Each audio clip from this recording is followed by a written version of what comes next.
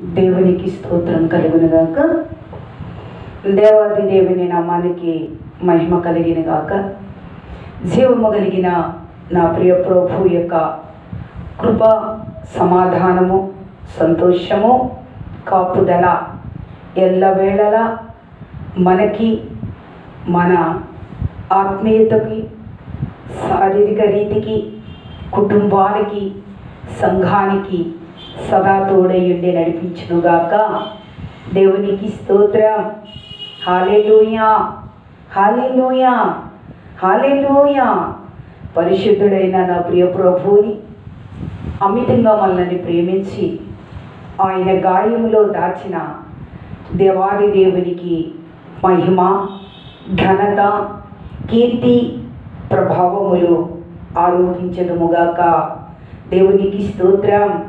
ప్రభు అయిన యేసుక్రీస్తు ప్రభు నామములో మీ అందరికీ వందనాలు, శుభములు తెలియపరుస్తూ ఉన్నాను. నా యేసయ్య ప్రేమ అమితమైన ప్రేమ. మరి ఈ ఒక ఆఖరి దినాలు, అపాయకరమైన దినాలు, బహు చెడ్డ దినాలుగా ఉన్న ఈ దినాలలో ప్రియమైన దేవుని బిడ్డలారా, మనము చాలా మెలకువగా ఉండే దినములుగా ఉన్నవి. దేవునికి స్తోత్రం. మెలకువంటే లోకములో కాదు, కానీ ఆత్మీయతలో చాలా మెలకువ కలిగి జీవించే కాలముగా కనపడుతూ ఉన్నది. నా ప్రియ ప్రభు సెలవిచ్చిన యావత్తును కూడా దేవుని బిడ్డలారా బహువేగంగా జరుగుతూ ఉన్నాయి. ప్రియమైన దేవుని బిడ్డలారా, ఎక్కడెక్కడ ఉంటున్నామో అన్నది కాదు, కానీ మనమందరము కూడా యేసయ్య గాయములో ఉండాలి. యేసయ్య గాయము స్వస్థపరచు గాయము. అందుకని స్వస్థపరచు గాయములో మన కుటుంబాలని దేవాది దేవుడు భద్రపరచబడునుగాక. దేవునికి స్తోత్రం. ఆయన స్వస్థత గాయమే మనకు నిత్య నివాసం. ఆయన స్వస్థత గాయములో మనము దాగి ఉండాలి. దేవునికి స్తోత్రం. హల్లెలూయా, హల్లెలూయా. దేవునికి స్తోత్రం కలుగునుగాక. ప్రియమైన దేవుని బిడ్డలారా, ఈ అంచె దినాలలో మరి నా ప్రియ ప్రభు ఆయన కృప, కాపుదల మన వెంట లేకపోతే మన స్థితి ఏమిటో, మనమేమిటో గ్రహించుకోవాలి. అందుని బట్టి దేవుడి దినాన మనతో మాట్లాడడానికి ఇష్టపడుతూ ఉన్నారు. ప్రార్థనాపూర్వకంగా సిద్ధపడదాం. అందరము కూడా కళ్ళు మూసుకొని ప్రార్థిద్దాం. స్తోత్రాలు, వందనాలు, స్తుతులు నాయనా. పరిపూర్ణుడు అయిన నా ప్రియ ప్రభువా, ఇదిగో నా తండ్రి, నిలవబడిన పురుగును మరుగుపరచండి. మహిమా సంభూతుడు అయిన పరమ నుండి దిగి వచ్చిన పరిశుద్ధాత్మదేవుడా, నీ స్వరముని నీ ప్రియ బిడ్డలందరికీ వినిపింప చేయమని వేడుకుంటూ ఉన్నాను. నీ బిడ్డలు ఒక్కొక్కరితో మీరు మాట్లాడండి ప్రభువా. అయ్యా, నీకు వందనాలు, స్తోత్రాలు. మీరు మాట్లాడితే బ్రతుకుతారు నాయనా. మీ స్వరము వింటే తెప్పరిల్లుతాము ప్రభువా. నాయనా, నీకు వందనాలు, స్తుతులు, స్తోత్రాలు చెల్లిస్తూ ఉన్నాము. అయ్యా, ఈ సమయంలో మేము ఎక్కడ ఉండాలి, ఏ రీతిగా ఉండాలి అయ్యా, మీ వాక్కు చేత మమ్మల్ని బలపరచమని వేడుకుంటూ ఉన్నాను. వాక్కుగా భూలోకానికి దిగి వచ్చిన ఆ వాక్య శరీరధారిగా భూలోకానికి దిగి వచ్చి పరిశుద్ధ రక్తమును చిందించి పరమునకు వెళ్ళి మరలా మనకు ఆదరణ అనుగ్రహించడానికి పరిశుద్ధ ఆత్మశక్తిని భూలోకానికి పంపి ఆ ఆత్మశక్తిలో మనందరినీ బలపరిచి నడిపిస్తున్న పరిశుద్ధాత్మ దేవుని యొక్క శక్తి సవాసముల ద్వారా మనమందరము ఏకీభవించి ఈ అంచె దినాలలో ఆయన ఆత్మ కొరకు కనిపెడుతూ, ఆత్మశక్తిని పొందుకుంటూ, ఆత్మలో స్థిరపడుతూ, ఆత్మ గాయములో మనము దాచగలిగి కృప యేసు నామములో మనందరికీ అనుగ్రహించబడునుగాక. దేవునికి స్తోత్రం. హల్లెలూయా, హల్లెలూయా. ప్రియమైన దేవుని బిడ్డలారా, మరి ఒక చివరి కాలాలలో, రాకడ సమయాలలో ప్రియమైన దేవుని బిడ్డలారా, మన తరమే రాకడ తరమని అనేక పర్యాయాలుగా పరిశుద్ధాత్మ దేవుడు తాను బోధించిన యొక్క మాటలు ఆ యొక్క మాటలే మనకు జీవమై ఉన్నవి కాబట్టి జీవదాతని వెంబడిస్తూ ముందుకు సాగిపోగలిగే గొప్ప ధన్యత దేవుడు దయచేయనుగాక. మరి ప్రియమైన దేవుని బిడ్డలారా, ఈ ఒక అపాయకరమైన దినాలలో మనం ఉండవలసిన ప్రదేశము, మనము భద్రపరచబడిన స్థలము ఏ రీతిగా ఉన్నది అని అంటే, వాక్య గ్రంథంలోని అనేక అనుభవాలు పొందుకుని దేవుని బిడ్డలారా అనుభవసారముగా జీవించి అనుభవసార మార్గములు వెళ్ళిన దావీదు అనేక శ్రమలలో, బాధలలో, వేదనలలో, యుద్ధాలతో, అసమాధానములతో ముందుకు సాగిపోతున్నప్పుడు దావీదు ప్రియమైన దేవుని బిడ్డలారా కలిగిన ఆదరణ ఎక్కడ అంటే నా దేవుని సముఖములో. దేవునికి స్తోత్రం. హల్లెలూయా, హల్లెలూయా. దావీదు ఎక్కడికక్కడ ఏ స్థలములో అంటే ఆ స్థలములో విజ్ఞాపన చేయటము, ఏ స్థలములో అంటే ఆ స్థలములోనే నా ప్రియ ప్రభు యొక్క సముఖములో నిలవబడము దావీదు యొక్క అనుభవముగా మనము చూస్తూ ఉన్నాము. ఆయన ప్రియమైన దేవుని బిడ్డలారా దావీదు ఎన్నడూ కూడా దేవుని సముఖంలో నుండి తప్పిపోలేదు. దేవునికి స్తోత్రం. అందుకనే దావీదు తాని యొక్క అనుభవములో ఒక అనుభవము, ఎన్ని శ్రమలు, ఎన్ని కష్టాలు, ఎన్ని అనుభవాలు, ఎన్ని ఇబ్బందులు, ఎన్ని యుద్ధాలు, ఎన్ని పోరాటాలు వచ్చినప్పటికీ కూడా ఆయన జయించడానికి గల కారణము, ఆయన నివసించిన స్థలం ఎక్కడ అని అంటే కీర్తనకారుడైన దావీదు చాలా స్పష్టంగా వాక్య గ్రంథములో ఆయన మనతో స్పష్టంగా మాట్లాడుతున్న మాట. ప్రియమైన దేవుని బిడ్డలారా కీర్తన గ్రంథము 31వ కీర్తన ప్రియమైన దేవుని బిడ్డలారా 2వ వచనము చూచినప్పుడు, నాకు నీవు చెవియొగ్గి నన్ను త్వరగా విడిపించుము, నన్ను రక్షించుటకు నాకు ఆశ్రయ శైలముగాను ప్రాకారము గల ఇల్లుగాను ఉండుము అంటూ ఉన్నాడు. దేవునికి స్తోత్రం. హల్లెలూయా. దావీదు యొక్క గొప్ప అనుభవము ఈ చిన్న వచనములో మనం చూస్తూ ఉంటే ఆయన యొక్క అనుభవము, ఆయన అనుభవించిన అనుభవాన్ని ప్రభువుని ఏ రీతిగా మనవి చేస్తూ ఉన్నాడు అని అంటే, ఏ రీతిగా ప్రార్థిస్తూ ఉన్నాడంటే, ఏ రీతిగా ఆయన శరణొచ్చి ఉన్నాడు అంటే ప్రియమైన దేవుని బిడ్డలారా చాలా స్పష్టంగా తెలియపరుస్తుంది. ప్రాకారము గల ఇల్లుగా నన్ను ఉండుము అంటున్నాడు. ఆయన ఏమంటూ ఉన్నాడంటే, ప్రాకారం కలిగిన ఇల్లు ఏ రీతిగా కాపుదలలో ఉంటుందో, ప్రాకారం కలిగిన ఇంటిలోనికి ఏది ఏ రీతిగా ప్రవేశించదో, ప్రాకారమైన ప్రభువుని ఆయన నిలవబెట్టుకుంటూ ఉన్నారు. దేవునికి స్తోత్రం. హల్లెలూయా. అంటే ఆయన ఏ రీతిగా పోల్చారనంటే, ఒక ఇల్లుకి ప్రాకారం ఉండాలి. ప్రాకారం లేని ఇంటి విషయంలో చాలా స్పష్టంగా ద్వితోపదేశ కాండములో సీనాయి పర్వతము పైన ప్రభు మోషేకి చాలా స్పష్టంగా తెలియపరిచారు. అందుకనే దావీదు ఇక్కడ సెలవివ్వడానికి గల కారణము, పరిశుద్ధాత్మ దేవుని యొక్క కృప ఆయన ఎంత ఇదిగా మాట్లాడుతూ ఉన్నారంటే, ఇక్కడ ప్రాకారము కలిగిన ఇల్లుగా ఉండు అంటూ ఉన్నాడు. అంటే ఇక్కడ వాగ్దానం ఎత్తిపెట్టి వచనమును ధ్యానిస్తూ ఆ వచనములో తానుగా స్థాపించుకుంటూ ప్రభువుని ఆ వాగ్దానంతో ఆ దేవుని బిడ్డలారా ఆయన సముఖములో మనవి చేస్తున్నాడు. త్వరగా నీవు చెవియొగ్గు, త్వరగా నా మనవి విను. అంటే మన మనవి వినాలి అని అంటే దేవుని బిడ్డలారా వాగ్దానం అనేది చాలా ప్రాముఖ్యతమైనది. దేవునికి స్తోత్రం. ఇక్కడ వాగ్దానం ఎత్తిపెట్టి దావీదు మనవి చేస్తూ ఉన్నాడు. ఏమిటి అంటే ప్రాకారము కలిగిన ఇల్లుగా ఉండు. దేవునికి స్తోత్రం. అయ్యో ఈ ఇంటికి నువ్వు ప్రాకారంగా ఉండు ప్రభువా అని మనవి చేస్తూ ఉన్నాడు. ఇల్లు అనే దేహానికి, ఈ దేహము చుట్టూ కూడా ఆయన రక్తముని ప్రాకారం వేసుకుంటున్నాడు, ఆయన మహిమను ప్రాకారం వేసుకుంటూ ఉన్నాడు. అంటే ఒక ఇంటికి దేవుని బిడలారా ప్రాకారం లేని ఇల్లు వ్యర్థమే. దేవునికి స్తోత్రం. ఎందుకంటే ప్రాకారం లేని ఇంటిలో ఏమున్నది అని అంటే దేవుని బిడలారా శిక్ష ఉన్నది. ప్రాకారం లేని ఇంటికి ఏమున్నదంటే శిక్ష ఉన్నది. దేవునికి స్తోత్రం. అందుకు వాక్య గ్రంథములో మనం చూస్తే దీతోపదేశకాండము 22వ అధ్యాయము ప్రియమైన దేవుని బిడ్డలారా 8వ వచనము ఒక్కసారి మనం చదువుకుందాము. క్రొత్త ఇల్లు కట్టించినప్పుడు దాని మీద నుండి ఎవడైనను పడిపోవుట వలన నీ ఇంటి మీదికి హత్యా దోషము రాకుండుటకై నీ ఇంటి పైకప్పుకు చుట్టూ పిట్టగోడ కట్టించవలెను. దేవునికి స్తోత్రం. ఏమంటూ ఉన్నారంటే, ఇంటికి ఇల్లు కట్టుకున్నాము, ఇంటికి చుట్టూ ప్రాకారం ఉండాలి. ఇంటికి చుట్టూ ప్రాకారము యేసయ్య రక్తంతో ఉంది. కానీ పైన కూడా కప్పు పైన కూడా ఏమేమంటూ ఉన్నారంటే, ఇల్లు కట్టుకున్నంత మాత్రమే కాదు, ఆ ఇంటికి కప్పు పైన 4 దిక్కులా కూడా గోడ కట్టాలి. దేవునికి స్తోత్రం.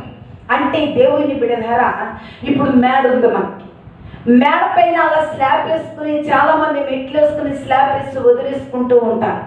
కానీ అలా కాదు. వాక్య గ్రంథం ఏమంటూ ఉన్నదంటే, దాని చుట్టూ కూడా పిట్టగోడ ఉండాలి. దేవునికి స్తోత్రం. ఎందుకంటే ఆ పిట్టగోడ మీద నుండి ఎవరు కూడా కిందకి పడిపోకుండానట్లు జాగ్రత్త పడడానికి. దేవునికి స్తోత్రం కలుగును గాక. హల్లెలూయా. ఎందుకంటే పిట్టగోడ లేకుండా పడిపోయిన వాడు దోషం ఎవరి మీదకి వస్తుందంట? ఇంటి వాడి మీదకి వస్తుంది. కానీ పిట్టగోడ కట్టిన తర్వాత పడిపోతే పడిపోయిన వాడికి ఆ దోషం వెళ్తుంది. అందుకని వాక్యం సెలవిస్తూ ఉన్నది, దావీదు అంటూ ఉన్నాడు, ప్రాకారము గల ఇల్లుగా నన్ను ఉంచు నాయనా. దేవునికి స్తోత్రం. పైన ప్రాకారము, కింద ప్రాకారం. దేవునికి స్తోత్రం. హల్లెలూయా, హల్లెలూయా. అంటే శారీరక రీతిలోని ప్రాకారము, ఆత్మీయ స్థితిలోని ప్రాకారము, పై ప్రాకారము, కింద ప్రాకారము. ప్రాకారము కలిగిన ఇల్లుగా ఉండాలని ఆశపడుతూ ఉన్నాడు. ఇక్కడ దేవుని బిడ్డలారా, వాక్యము చాలా స్పష్టంగా తెలియపరుస్తూ ఉన్నది. ఇల్లు అనగా వాక్యములు మనము చూస్తూ ఉంటే హెబ్రీయులకు రాసిన పత్రికలో చాలా స్పష్టంగా ఉంటుంది. ఇల్లు అనగా ఏమిటి అంటే, ప్రియమైన దేవుని బిడ్డలారా, వాక్య గ్రంథములో సంఘం అనగా ఎవరు? మనమే. దేవునికి స్తోత్రం. ఆయన ఇల్లు. దేవుని నామానికి మహిమ కలుగును గాక. అందుకనే వాక్య గ్రంథములోని కూడా ఇంటి నుండి తీర్పు మొదలవుతుంది. వాక్య గ్రంథము చాలా స్పష్టంగా తెలియపరుస్తుంది. ఇల్లు అనగా మన దేహము. దేవునికి స్తోత్రం. హల్లెలూయా. దేవుని నామానికి మహిమ కలుగును గాక. బాహాటమైన ఇంటికి ప్రాకారం ఉండాలి. అంతరంగమైన పైకప్పుగా ఉన్న అంతరంగానికి కూడా ప్రాకారం ఉండాలి. ప్రాకారం లేని దానికి కాపుదల లేని దానితో సమానము. దేవునికి స్తోత్రం. హల్లెలూయా. ఈ యొక్క దేహము దేవుని యొక్క ఇల్లై ఉన్నది అనేది వాక్యము చాలా స్పష్టంగా తెలియపరుస్తూ ఉంది. జన్మించబడి క్రీస్తు రక్తములో జన్మించబడి క్రీస్తు రక్తము చేత కడగబడిన నువ్వు నేను కూడా ఒక దేవునికి ఇల్లై ఉన్నాము. దేవునికి స్తోత్రం. హల్లెలూయా. అందుకని వాక్య గ్రంథం నీ ఇంటిని శుద్ధిపరచుకోమంటూ అన్నది. ఇల్లు అనగా చాలా మంది శుక్రవారాలు ఆదివారాలు అయితే తడిగుడ్ల మీద తడిగుడ్లు పెట్టేస్తారు. దేవుని బిడ్డలారా, ఇస్త్రీ బట్టలు కట్టి, ఇది కాదు. ఇల్లు ఈ దేహం అనే ఇల్లు, ఈ ఇంటిలో ఉన్న సామగ్రి అనగా అంతరంగము హృదయంలో ఉన్న ప్రతి చెడుని విసర్జించుకొని పరిశుద్ధపరచుకోమంటున్నాడు. దీనిని శుద్ధీకరించుకోమంటూ ఉన్నాడు. దేవుని బిడ్డలారా, అందుకే నేను ప్రియ ప్రభు అంటూ ఉన్నాడు, ఆచార కలిగిన భక్తి కాదు, నీ అంతరంగం రావాలి. అందుకే నేను ప్రియ ప్రభు మొట్టమొదటిసారిగా నోరు తెరిచి ఆయన బోధించిన బోధ ఏమై ఉన్నదంటే, మారు మనస్సు ఎక్కడి నుంచి వస్తుంది? మార్పు ఎక్కడ రావాలి? అంతరంగం లోపల నుండి రావాలి. దేవునికి స్తోత్రం. లోపల నుండి రావాలి. అందుకని అంటారు ప్రభు వారు, లోపలికి వెళ్ళేది కాదు, కానీ లోపల నుండి బయటకు వచ్చేది అంత అపరిశుద్ధత అని. దేవునికి స్తోత్రం. హల్లెలూయా, హల్లెలూయా. అందుకని అంటూ ఉన్నాడు దావీదు, అయ్యో నీ ఇల్లుకి నీ ప్రాకారం పెట్టునైనా, నువ్వు ప్రాకారంగా ఉండనైనా. ఈ ప్రాకారం అయితే ఏది రాదు. మనకు ఒక ప్రాకారం ఉందండి, చుట్టూ ఇల్లు కట్టుకున్నాం, ఇంటి చుట్టూ కాంపౌండ్ ఉంది. కాంపౌండ్ కాదు, ముందు కూడా చక్కటి కాంపౌండ్ పెట్టుకుని గేట్ పెట్టుకున్నాం. గేట్ పెట్టుకుని తాళం పెట్టుకుంటే ఎవరు కూడా లోనికి రావడానికి ఆసరా లేదు. అలాగే దేవుని బిడ్డలారా, మన అంతరంగము, ఈ ఇంటిలో అనేకమైన గదులు ఉన్నాయి. దేవునికి స్తోత్రం. హృదయం అనే గది, మనస్సు, దేవుని బిడ్డలారా, ఆలోచనలు, ఒక్కలు, ఇవన్నీ ఒక్కొక్క గదిగా మనము తలంచుకుంటూ, ఏ గదినా శుభ్రంగా లేదా, అపరిశుద్ధంగా ఉందా, నీ ఇంటిని నువ్వు ఎన్ని పరిశీలించుకుంటూ ఉంటావో అట్టి రీతిగా నీ దేహం అనే ఇల్లుని, ఇంటిలో ఉన్న గదులను కూడా పరిశీలించుకోవాలి. పరిశీలించబడినప్పుడే నువ్వు పరిశుద్ధత కాగలవని వాక్యం శాపిస్తోంది. అందుకనే దావీదు అంటాడు, అయ్యా నన్ను పరిశీలించు, నువ్వు నన్ను పరిశీలించు నాయనా, ఎందుకంటే నువ్వు పరిశీలించినప్పుడు నేను పరిశుద్ధుడు అవుతాను. నువ్వు పరిశీలించినప్పుడు నా అపరిశుద్ధత బయటకు వస్తుంది, తెలియపరుస్తావు. దానికి లోబడే బుద్ధిని కూడా ఏమని అడుగుతూ ఉంటాడు. దేవునికి స్తోత్రం. హల్లెలూయా, హల్లెలూయా. ఈ ఇంటికి ఎప్పుడు కూడా కింద ప్రకారం ఉండాలి, పైన కూడా పిట్టగోడ ఉండాలి. దేవునికి స్తోత్రం. లేకపోతే పిట్టగోడ లేకపోతే ఆత్మీయ స్థితిలోంచి పడిపోతాం. దేవునికి స్తోత్రం. హల్లెలూయా, హల్లెలూయా. ఆ ప్రాకారాన్ని బట్టి మన ఆత్మీయ స్థితిని స్థిరపరచుకోగలం. అందుకని వాక్య గ్రంథములను మనము చూస్తూ ఉంటే ఈ 4 ప్రక్కల ఉన్న పిట్టగోడను, దేవుని బిడ్డలారా, ఏమిటి ఆ పిట్టగోడలు? ఆత్మీయ స్థితికి ఉన్న పిట్టగోడలు ఏమిటి? సరే, బాహాటముగా ఉన్న ప్రకారము యేసయ్య కలువరి శిలువ రక్తము. కానీ ఆత్మీయ స్థితిలో ఉన్న 4 పక్కల పిట్టగోడలు ఏమిటి? ఈ పిట్టగోడలు దేని ద్వారా పోల్చాము అంటే పరిశుద్ధాత్మ దేవుని శక్తి చేత, పరిశుద్ధాత్మ దేవుని అభిషేకము చేత, పరిశుద్ధాత్మని యొక్క కార్యముల చేత ఈ పిట్టగోడ యొక్క 4 పక్కల ఉన్న పిట్టగోడ యొక్క అనుభవం ఏది అని అంటే, అపోస్తలుల కార్య గ్రంథము, ప్రియమైన దేవుని బిడ్డలారా, వాక్యము చాలా స్పష్టంగా తెలియపరుస్తుంది. 2వ అధ్యాయము 42వ వచనమును చూచినప్పుడు, ఆత్మతోటి, ఆత్మ అనుభవముతో, ఆత్మ అభిషేకముతో ఆ యొక్క 4 పిట్టగోడలు విశ్వాసికి కావాలి. ఆ 4 గోడలు ఏమిటి అని అంటే, అపోస్తలుల కార్య గ్రంథము 2వ అధ్యాయము 42వ వచనము చూచినప్పుడు, వీరు అపోస్తలుల బోధ యందును, సవాసమందును, రొట్టె విరుచుటి యందును, ప్రార్థన చేయటి యందును ఎడతెగక ఉండేది. ఈ 4 గోడలు ఏమిటి అని అంటే, ఆత్మీయతకు ఉన్న 4 గోడలు ఏంటి అని అంటే, మొదటిగా దేవుని బిడ్డలారా, బోధ యథార్థతగా ఉండాలి. వాక్యమనే బోధ ఉండాలి. లోకమనే బోధకు రాకూడదు. దేవునికి స్తోత్రం. ఈనాడు లోకపు బోధలు, లోకపు మాటలు కాదు, నీ యొక్క వాక్యము ఉన్నది ఉన్నట్లుగా ఖండించి, హెచ్చరిస్తూ, గర్దిస్తూ, దేవుని బిడ్డలారా, దేవుని వాక్యము ఖడ్గమై ఉన్నది కాబట్టి వాక్యముని ఎప్పుడూ కూడా, ప్రియమైన దేవుని బిడ్డలారా, 2 అంచుల వాడి గల ఖడ్గం బోధించేవాడికి ఏది గుచ్చుకుంటుంది, బోధ వినేవాడికి గుచ్చుకుంటూ ఉంటుంది. కానీ ఆ ఖడ్గాన్ని కరెక్ట్గా పదులలో ఉన్నది కాబట్టి ఆ ఖడ్గాన్ని సరిగా వివరించాలి. అంతేకాని దేవుని బిడ్డలారా, ఖండిస్తే చాలా మంది సంఘానికి రారేమో అని చాలా మంది బుజ్జగిస్తూ దీవెనలు, ఆశీర్వాదాలు ఇవి అనుకుంటూ ఉంటారు. ఆశీర్వాదాలైన ఎక్కడి నుంచి వస్తాయి? నీవు మనలో పరిశుద్ధత లేకుండా, దేవునికి నమ్మకముగా లేకుండా, దేవుని వాక్యములో స్థిరపరచకుండా, అందుకనే దేవుని బిడ్డలారా, ఆత్మీయత అనే మేడకి, ఆ మేడకి పైన 4 దిక్కులో కూడా పిట్టగోడ లేకపోతే ఈ మేడ కూలిపోతుంది. ఆ మేడ నుంచి పడిపోతాం, ఆత్మీయ స్థితిలో కోల్పోతాం. కాబట్టి ఈ 4 కూడా విశ్వాసికి 4 పిట్టగోడల వంటివి ఆత్మీయ స్థితికి. 1, దేవుని బోధలు తప్ప వేరొక బోధలు ఉండకూడదు. పరిశుద్ధ గ్రంథము బోధలు తప్ప వేరొక బోధలు రాకూడదు. అందుకనే అది ఏ బోధ అంటే అపోస్తుల బోధ. ఏమిటి అపోస్తుల బోధ? వాళ్ళు విన్నది, చూచినది, కన్నది, అనుభవించింది వాళ్ళు బోధ చేశారు.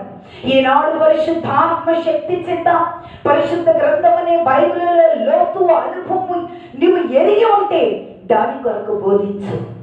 పరిశుద్ధాత్మ శక్తితో వాక్యముని ధ్యానించి బోధించు. దేవునికి స్తోత్రం. అది అపోస్తుల బోధ. మేడగదిలో దేవుని బిడ్డలారా 120 మంది కూడుకుని ఏ రీతిగా ఆత్మశక్తిని పొందుకుని వాక్శక్తితో దేవునిది వాక్కుని వివరించారు. అటువంటి వాక్కు తప్ప వేరొక లోకం రాకూడదు వాక్యములోనికి. దేవునికి స్తోత్రం. హల్లెలూయా. అదే అపోస్తుల బోధ. ఉన్నది ఉన్నట్లుగా చెప్పేవారు, ఉన్నది ఉన్నట్లుగా బోధించేవారు. పరిశుద్ధ గ్రంథములో నుండి ఆ యొక్క వాక్కులో నుండి వారి బయటకు వచ్చేవారు కాదు. అందుకని అపోస్తుల బోధ ఎందు సావాసమందు సావాసం. చాలా మంది సావాసం అనుకుంటూ ఉంటారు. ఏమిటి సావాసం? 10 మంది కూడుకుని ముసలమ్మ ముచ్చట్లు చెప్పబడడం సావాసం కాదు. ఎవరితో సావాసం? పరిశుద్ధాత్మ శక్తితో, పరిశుద్ధాత్మ దేవునితో సావాసం.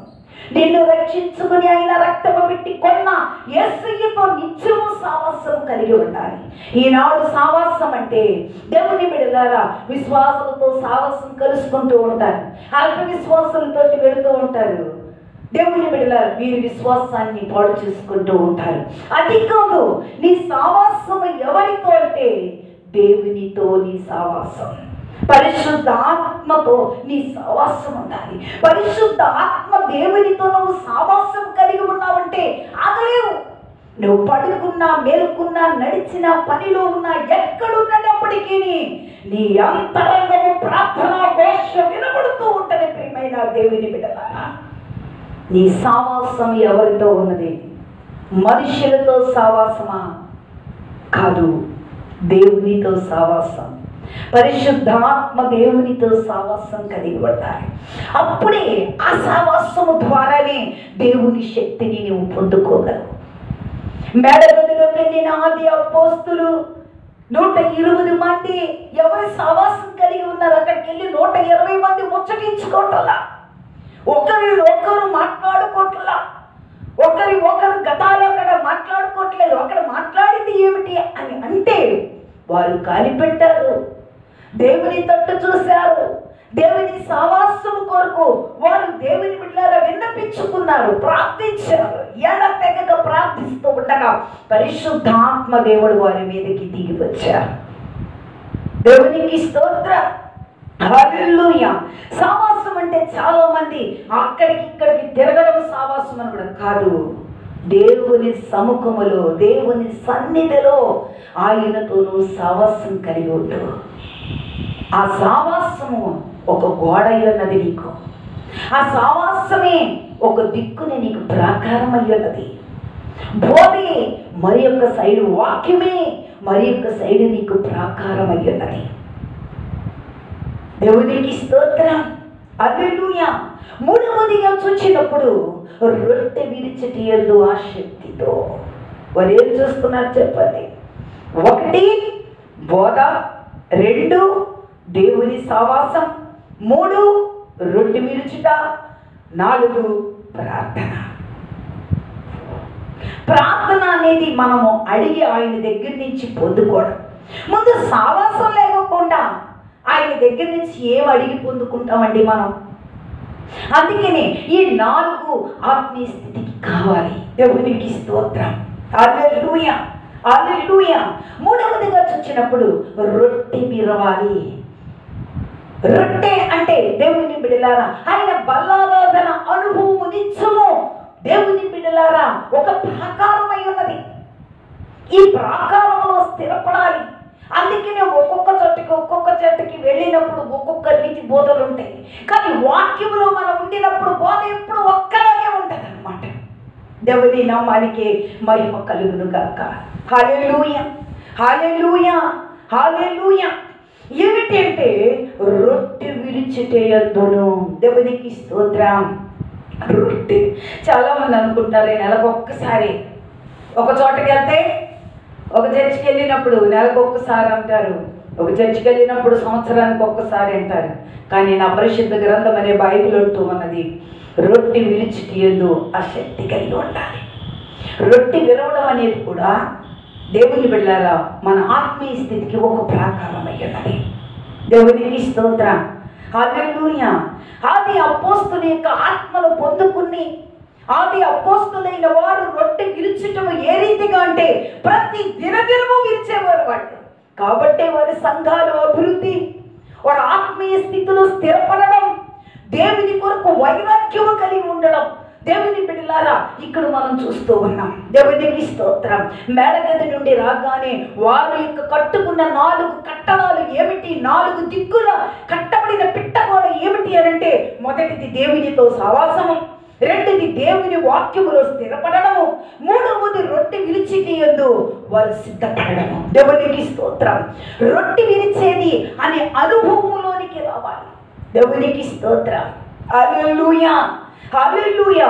రొట్టె ఏ రీతిగా విరిచేవారంట, వారు ప్రతిరోజు విరిచేవారంట. అందులోనే వాక్య గ్రంథములో 2వ అధ్యాయం అపోస్తుల కార్యగ్రంథము 2వ అధ్యాయం 46వ వచనములోని చూచినప్పుడు, మరియు వారు ఏక మనస్సులై ప్రతి దినము దేవాలయములో తప్పక కూడుకొనుచు ఇంట రొట్టె విరుచుచు దేవునిని స్తుతించుచు ప్రజలందరి వలన దయ పొందిన వారైరి. దేవునికి స్తోత్రం, హల్లెలూయా. రొట్టె విరుచుటి యందు దేవునికి స్తోత్రం. ఇంట రొట్టె విరవాలండి. దేవుని నామానికి మహిమ కలుగును కాక. హల్లెలూయా. ఇంటికి రొట్టె అది ఎప్పుడు నీకు అంటే దేవుని సహవాసములోనికి వచ్చినప్పుడు, పరిశుద్ధాత్మ సాంగత్యములోని నువ్వు ఇముడిపోయినప్పుడు ఆ రొట్టె యొక్క అనుభవం నీకు తెలుస్తుంది. నువ్వు రొట్టెను రొట్టెగా చూసావా, నువ్వు రొట్టె అనుభవమే పొందుకుంటావు. అది దేవుని యొక్క శరీరము అని నువ్వు పుచ్చుకున్నావా, దేవుని యొక్క శక్తిని నీలోనికి దిగుద్ది. దేవుని శక్తిని నువ్వు పొందుకుంటావు. ద్రాక్షారసాన్ని ద్రాక్షారసంగా నువ్వు పుచ్చుకున్నావా, అది కేవలం ద్రాక్షారసం యొక్క విత్తనమే నీలో ఫలిస్తుంది. అదే క్రీస్తు రక్తము, కలువరి సిలువలో నా కొరకు రాయ కార్చిన పరిశుద్ధ రక్తము, నన్ను పవిత్రపరచడానికి ఇచ్చిన ఈ రక్తమై ఉన్నదని నువ్వు నమ్మి తీసుకున్నావా, ఆ యొక్క పరిశుద్ధత నీలోనికి సంపూర్ణమైన ప్రభావము కలుగు చేస్తుంది. దేవునికి స్తోత్రం. రొట్టె విరిచేవారి ఆది అపోస్తులు ఏ రీతిగా అంటే ప్రతి దినదినమూ రొట్టె విరిచేవారు. ఆ రొట్టె విరవటం ఏక మనస్సులుగా ఉండి రొట్టె విరవడము మొదలు పెట్టారు. అందుకే నేను ముందుగానే చెప్పాను, నా యేసయ్య అన్నారు, మార్పు రావాలి, ఏక మనస్సు కావాలి, ఏకత్వము కావాలి. దేవునికి స్తోత్రం, హల్లెలూయా. ఒక్క చోట ఉంటే ఏకత్వం ఉండదు, కానీ అక్కడికి అందుకే నేను ప్రియ ప్రభు ఇంటింటా మీరు తిరగకండి. దేవునికి స్తోత్రం, హల్లెలూయా. వాక్యం అంటే దేవుని బిడ్డలారా, వాక్యం చాలా స్పష్టంగా తెలియపరుస్తుంది. రొట్టె విరుచుట, ఇంటింట వారు ఏం చేసేవారు, రొట్టె విరిచేవారు. దేవునికి స్తోత్రం, హల్లెలూయా, హల్లెలూయా. ఆ తర్వాత భక్తుడైన పౌలు ప్రియమైన దేవుని బిడ్డలారా బోధిస్తూ వివరిస్తూ దేవుని వాక్యాన్ని ధ్యానిస్తూ ఆయన ఆ దినమంతా కూడా ఉండి విశ్రాంతి దినమనే ఆదివారం నాడు రొట్టె విరవడం. ఇంకా ప్రతి ఆదివారము అపోస్తులు స్థిరపరుచుకోవడం, అపోస్తులు వారి ఇంటిలోని కూడినప్పుడు రొట్టె విరవడం, ప్రతి ఆదివారం నాడు బల్లారాధనలో పాలు పొందుకోవడం. దేవుని బిడ్డలారా ఆనాడు ఆది అపోస్తులు భక్తుడైన పౌలు ప్రతి సంఘానికి వివరించి తెలియపరిచి ఆయన మహిమ వెంబడి మహిమ మనలోనికి రావాలి అని అంటే ఆ మహిమ కొరకు చాలా స్పష్టంగా తేటగా తెలియపరిచారు. ఏమిటంటే భక్తుడైన పౌలు ఆదివారం నాడు ఆయన ఏం చేశాడంట, రొట్టె విరిచిటికి కూడినప్పుడు 20వ అధ్యాయము అపోస్తుల గ్రంథం 20వ అధ్యాయము 7వ వచనం. దేవునికి స్తోత్రం, హల్లెలూయా. ఎందుకు అలా రొట్టె ఆదివారం నాడు ప్రతి దినము కూడా నువ్వు శక్తి బలహీనుడు అయినప్పుడు ప్రతిరోజు కొంచెం ద్రాక్షారసం తీసుకో. నువ్వు రోగివై ఉన్నావా, ప్రతిరోజు కొంచెం ద్రాక్షారసం తీసుకో, నువ్వు స్వస్థత వస్తుందని తిమోతి చాలా స్పష్టంగా తెలియపరిచారు. కానీ ఎందుకు అంటే ఆ రొట్టె దగ్గర ఆ యొక్క బల్లలోనికి వెళ్ళినప్పుడు, ఆ బల్లారాధంలోనికి వెళ్ళినప్పుడు, ప్రభు రక్తాన్ని, ప్రభు యొక్క శరీరాన్ని మనం అందుకుంటున్నప్పుడు ప్రియమైన దేవుని బిడ్డలారా, మనలో పశ్చాత్తాపం పుట్టుకొస్తూ ఉంటుంది, పాప భీతి బయటకు వస్తూ ఉంటుంది. పాపములో నుండి మనము దూరంగా వేరుపరచబడడానికి ఆది అపోస్తలులు స్థాపించారు. ఆ తర్వాత విశ్రాంతి దినమందు స్థాపించారు. చాలామంది మా చర్చికి వచ్చినప్పుడు కూడా చాలామంది ప్రశ్నిస్తూ ఉంటారు, అమ్మగారండి ఏంటి ప్రతి విశ్రాంతి దినమున మీరు బల్లారాధన పెడుతూ ఉన్నారు? మేము చాలా చోట్ల చూసాం, కానీ అక్కడ నెలకొకసారి కదండి ఇస్తారని నన్ను చాలామంది ప్రశ్నించారు. కానీ పరిశుద్ధాత్మ దేవుడు నాకు బయలుపరిచారు, ఈ ప్రాకారము చాలా ప్రాముఖ్యమైనది. దేవునికి స్తోత్రం, హల్లెలూయా, హల్లెలూయా. వాక్య గ్రంథాన్ని దేవుని బిడలారా, ఈ ఒక్క ఇంటికి, ఈ ఇల్లును మనం కట్టుకున్నాం. యేసయ్య రక్తం చేత అపరిశుద్ధంగా ఉన్న ఇల్లుని పడగొట్టి యేసయ్య రక్తము చేత మనలో మనం పరిశుద్ధంగా కట్టుకున్నాం. కట్టుకున్న ఇంటికి ఏం కావాలి అంటే 4 గోడలు కావాలి. ఈ 4 గోడలే, ఒక గోడ అప్పస్తుల బోధ. అప్పస్తుల బోధ అంటే వాక్యమే. వాక్యములు ఏది కలపకూడదు, ఏది తీయకూడదు. అప్పస్తులు అట్టి రీతిగానే బోధించారు. అప్పస్తుల యొక్క అభిషేకం అంచె దినాలలో ప్రతి ఒక్కరికి రావాలి. రెండవదిగా చూసినప్పుడు దేవునితో నిత్య సావాసం, పరిశుద్ధాత్మతో సాంగత్యము కలిగి ఉండాలి. మూడవదిగా చూసినప్పుడు ప్రతి దినము నీకు వీలుంటే ప్రతి దినము రొట్టె విరిచి నీ పాపము ఒప్పుకొని విడిచిపెడుతూ పరిశుద్ధపరచుకోవడానికి అది ఒక తరుణం. లేదా విశ్రాంతి దినమున ఆదివారం నాడు దేవుని బిడ్డలారా, మన పాపాన్ని యావత్తుని కూడా ఒప్పుకొని పరిశుద్ధపరచుకుని ప్రతిష్ఠించుకోవడానికి అది ఒక తరుణం దేవుడు మనకి ఇస్తూ ఉన్నారు. దేవునికి స్తోత్రం. అది మూడవదిగా రొట్టె. నాలుగవదిగా చూసినప్పుడు ప్రార్థన చేయటం. దేవునికి స్తోత్రం. దేవునితో నువ్వు సాంగత్యము లేకుండా, దేవునితో సావాసము లేకుండా ప్రార్థన ఎలా వస్తుంది? ఒకవేళ ప్రార్థన వచ్చిన ముఖస్థుతి వస్తుంది, కానీ అంతరంగంలో నుండి ప్రార్థన రాదు. దేవునికి ఇష్టకరమైన ప్రార్థన మనం చేయలేము. దేవునికి స్తోత్రం. అందుకనే దావీదు అంటున్నాడు, నా మనవి వినవయ్యా, నా ఇంటి చుట్టూ నీ ప్రాకారం ఉంచండి, ఈ ఇంటికి నువ్వు ప్రాకారంగా ఉండమంటూ ఉన్నాడు. ఈ అంచె దినాలలో ప్రియమైన దేవుని బిడ్డలారా, మన ఆత్మీయ స్థితికి ప్రాకారం కావాలి, బాహాటమైన స్థితికి ప్రాకారం కావాలి. బాహాటమైన శరీర రీతికి యేసయ్య రక్తం అనే ప్రాకారము, అంతరంగం అనే ఇంటికి దేవుని బిడ్డలారా ఈ 4 ప్రాకారాలు, 4 దిక్కులు, 4 ఏ దిక్కు నుండి ఏది సంభవించినా ఎవరికి తెలియదు. ఈ వీటి ద్వారా ఆ ప్రాకారము దేవుని బిడ్డలారా నీకును ఆ వస్తున్న ఉపద్రవానికి అడ్డుగోడై ఉన్నది. దేవునికి స్తోత్రం. దేవుని నామానికి మహిమ కలుగును గాక. అందుకే నేను అంటూ ఉన్నాడు, ఇటువంటి గోడలు మనకు లేకపోతే దావీదు కూడా చాలా స్పష్టంగానే అంటూ ఉన్నారు, ప్రాకారంగా ఉండండి అయ్యా, మీరు నాకు ప్రాకారంగా ఉండండి, మీ ప్రాకారం కావాలి నాకు. హల్లెలూయా, హల్లెలూయా, హల్లెలూయా, హల్లెలూయా. ప్రాకారము గల ఇల్లుగా ఉంటుందన్న. ఈనాడు ఈ అంచె దినాలలో, ఈ అపాయకరమైన దినాలలో మనకి ప్రాకారం ఏంటి అంటే ప్రార్థన. ఒక గోడ ప్రార్థన, ఒక గోడ దేవుని సావాసం, ఒక గోడ దేవుని బిడలారా బోధ, ఒక గోడ దేవుని బిడలారా ప్రభు యొక్క శరీర రక్తాలు. 4 గోడలు కూడా ఉండాలి. అలాగే ప్రాకారం అంటే దేవుని బిడలారా ఈ దేహానికి ముందుగా దేవుడు నిన్ను నన్ను రక్షించుకొని అపరిశుద్ధతలో నుండి తీసుకొచ్చి పరిశుద్ధత అనే ప్రాకారం వచ్చాడు, రక్షణ అనే ప్రాకారం.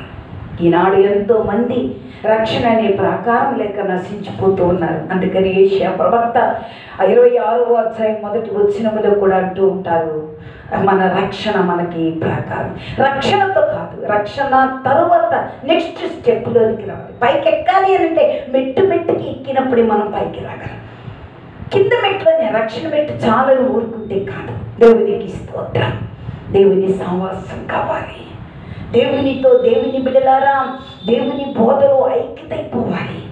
దేవుని యొక్క నామములో రొట్టె విరుచుటయందు ఏక మనస్సు. ఏంటి ఏక మనస్సు? దేవుని మనస్సులాగా మన మనస్సు అయిపోవాలి. అప్పుడు పరిశుద్ధాత్మ దేవునికి ఆసీనం కలిగిన గృహముగా ఉంటుంది. దేవునికి స్తోత్రం.